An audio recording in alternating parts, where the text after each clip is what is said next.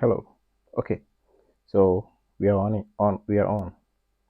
Welcome to the original Kwame's channel. Okay.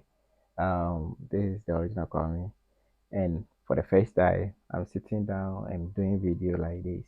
It means that this particular one is going to have a lot of educative stuff and all that. Mostly, I'm always outside bringing you the videos, but today we are at the studio recording this particular video. This particular studio is mostly used for recording IT stuff. So when I'm recording tutorials for um, computer programming and all that, that's when I come to this pro. When it comes to tourism and my farming activities, mostly I do it on the farm. Okay, so this is the original Kwame, and if you look behind me, this is the first time that I'm using this particular background that I'm using. So today we are going to talk about farming, aquaculture. I'm not going to do anything vegetable or anything plantation. What we are going to do is we are going to talk about today is aquaculture in general. Okay, and today we are going to focus most of our attention on the type of ponds that we use in aquaculture. Yeah, people keep on asking me when I started doing this my business as an agricultural person or whatever that you call us. Okay, so they keep on asking me how much does it cost to do this? How much does it cost to do this kind of pond? And I want to enter into it. Yeah, a lot of questions keep on popping up on the channel, on my WhatsApp account and all that. Um, if you ask me that how much does it cost, it depends on what you want to do. Okay, some people want to do it for fun. Initially, when I started it, I intended to do it for fun, but as time goes on, I found interest in it. I started digging in and realized that it's quite lucrative. So I decided to invest more into it. Okay, so we have so many ponds. Maybe I can categorize them into four, depending on the society that you find yourself. Okay, so first of all, we have uh, the earthen ponds. I'll go through one after the other. Okay, we have the earthen ponds, we have the concrete ponds, then we have the tarpaulin ponds, then we have uh, backyard containers that people also put them in, and we have another group of people who also culture their uh, fish on the river. Yeah, so it means that that's the five. That's five. Actually, I said four, but that's five. But let's take it one after the other. If you are doing catfish and tilapia, first of all, for catfish, the advantage of using the earthen pond is that catfish is they like mud. Even some part of our world call it the mud fish. That's catfish. So they like the mud. And when it comes to raising up your catfish, it means that that one is going to help you. Okay. But when it comes to taking out tilapia, mostly the Fishery Commission doesn't even recommend you to do tilapia in the ponds, but rather on the river. So we have the river pond or we have the river cages. That's what they call it. Yeah, they call it cages. So it means that they are in their natural habitat on the river, but they are in the cage, the river. So there is a way of doing that one too. But I will not go into that aspect because I don't have access to river. That I'm doing my ponds in the local or on the land. But one thing that you have to look at is the source of water when you want to go into this particular business because water is everything. Fish need a lot of water, oxygenated water, a lot of um, the pH level is supposed to be normal because fish also need the same normal water that you drink, okay, to survive. Okay, so that one is the stage of using the earthen pond, of which that's what I use mostly. The earthen pond, one of the advantages is that that one the fish have their own natural environment to survive in. Yeah, that one is there. Another thing is you have usually have access to water, because definitely you're not going to dig uh, around any rocky environment for fish pond. You will definitely go to the marshy areas, yeah, or the mud along the river, or maybe a stream, not big river, maybe a small stream can help you. Then you can pump your water from there. Or yeah, so that one is there. So I think um when it comes to the catfish, that one will really help them. The cost involved. So the time that I was constructing my ponds, according to the industry standard, per square meter they were charging around 13 cedis. Some were charging around 11 cedis. Some were charging uh 12 cedis. Yeah, it depends on the person and your bargaining power. So let's say you want to construct something small, maybe 100 square meter. So the 100 square meter is going to cost you around, let's say 12. So it means that it's going to cost you around 1,002. So if you want to go to 200 square meter, it's going to cost you around 2004 and all that. So that's the rough estimate. Obviously, you have to always know that you're going to buy the land for those ponds, provided you don't have land. Me myself, I'm a new person in the society that I built the ponds, so it means that I have to buy the lands from the landowners. Okay, so that cost is also there. It depends on the environment or the area that you're going to purchase the land. Okay, so that's the cost involved when it comes to the earthen pond. Okay, so the earthen pond is quite easy to set up. Yeah, that's one advantage. But the only disadvantage is that it's very difficult to manage. When I say difficult to manage, it's not easy to easily pick up the fish. For example, when you're using the tarpaulin or the concrete pond, you can easily drain the water, then you pick all your fish. Because I quite remember that first time that we were doing our sorting, we really had a tough time because we were supposed to sort the bigger fish from the smaller ones and all that, and we had to drain a 200 square meter pond. It wasn't easy at all. So managing it is quite difficult. Yeah, because another form of when it comes to the management is the weed things and all that, because it's like being the natural habitat. Okay, and that one too, you can't control predators because it's supposed to be in the natural environment. Predators like snakes, frogs, and all that. But upon all these disadvantages, that's the best place for the fish to grow.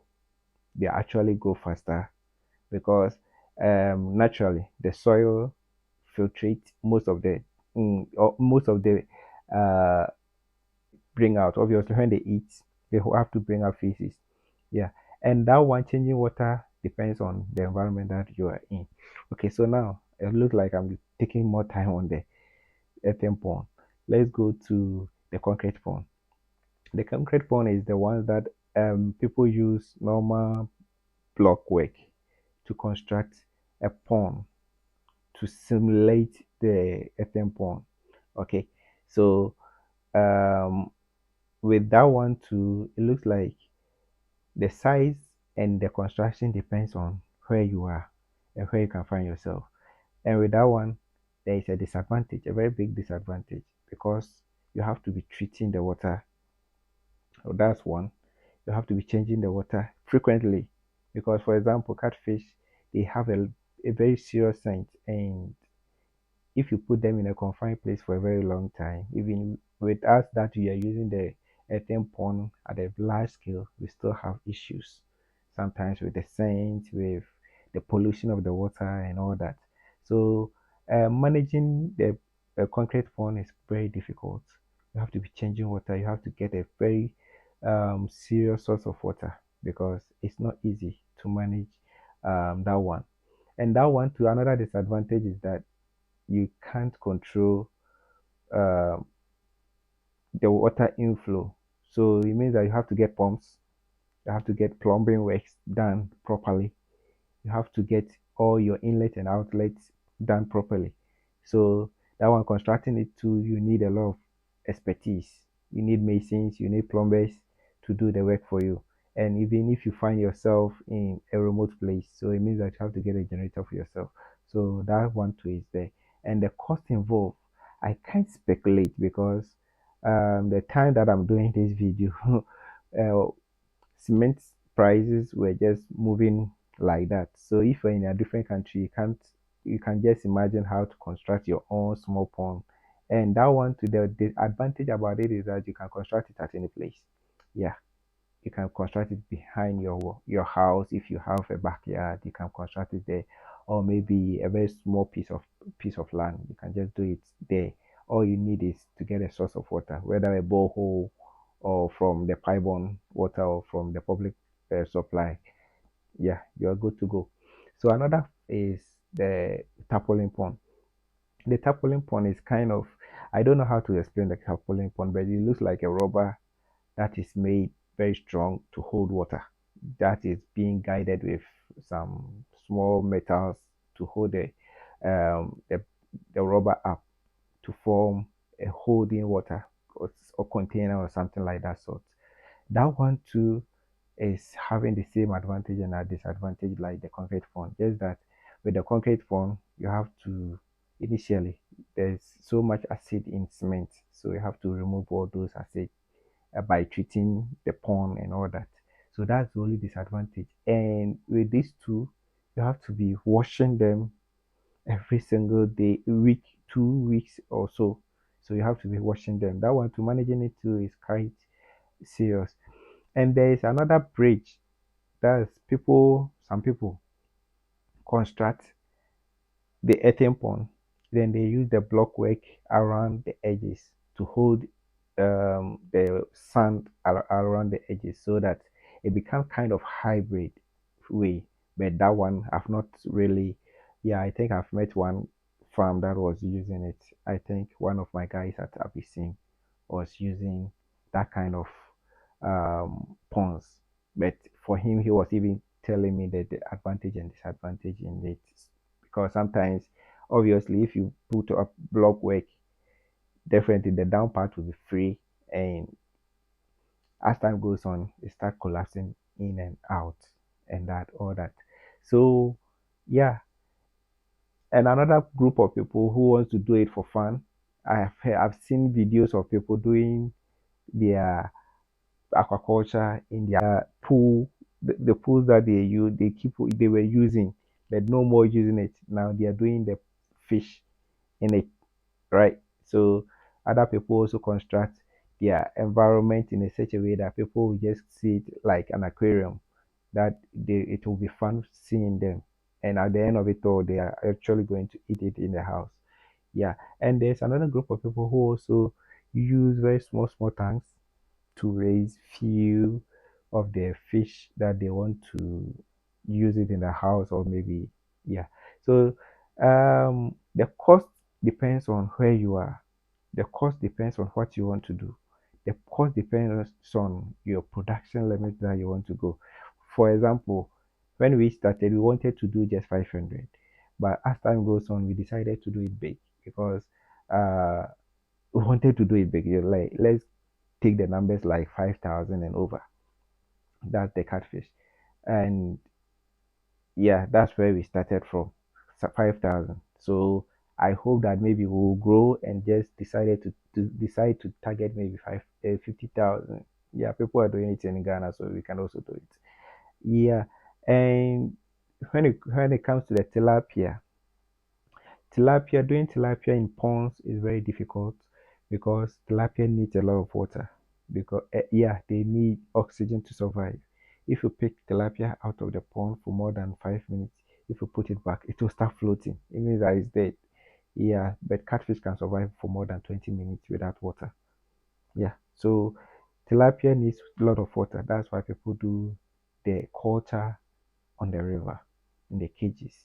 So that form too, it means that you have to go and buy the banks of a very big river that you can actually float more than 4 meters, or more than 2 3 meters of your cages and all those things on top, so that the rest of the or below, that's where the fish are going to survive. So That one took is quite expensive when you want to enter into it.